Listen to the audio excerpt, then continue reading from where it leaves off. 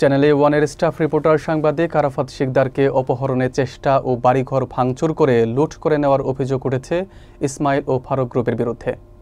রোহিঙ্গা ফারুক এই দুজনের নেতৃত্বে কিন্তু পুরো কক্সবাজার শহরটাতে অপহরণ এবং চিন্তায় মাদক সবগুলো হচ্ছে। গতকাল রাত 11:45-এ কিছু সন্ত্রাসী দলবল একজন, আমি দুজনকে চিনি, একজনের নাম হচ্ছে ইসমাইল, উনি পেশাদারি অপহরণকারী, আরেকজন হচ্ছে রোহিঙ্গা ফারুক বলে জিজির বাড়ি।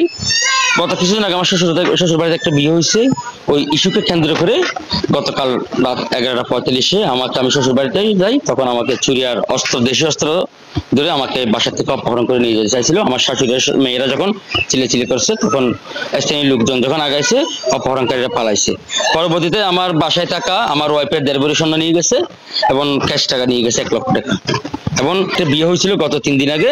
আমি গতকালকে শ্বশুর বাড়ি দেখেছি, হঠাৎ অতিরিক্ত অবস্থায় সন্ত্রাসটা এসে আমাকে বাসার থেকে তুলে নিয়ে যাচ্ছিল, আমাকে মারধর করছে। পরবর্তীতে সাংবাদিক, আমি ত্রিফল লাইনের সাহায্য নিয়েছিলাম, পুলিশ আসছে, আমাকে হাসপাতাল নিয়ে গেছে, হাসপাতালে আমি ট্রিটমেন্ট নিয়ে আসছি।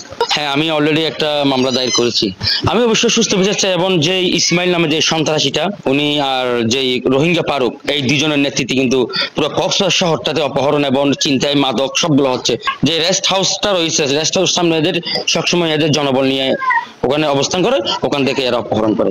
আমি সুস্থ বিচার চাই, আমি চাই অপরাধীদেরকে দ্রুত গ্রেপ্তার করে আইনের ব্যবস্থা গ্রহণ করবে।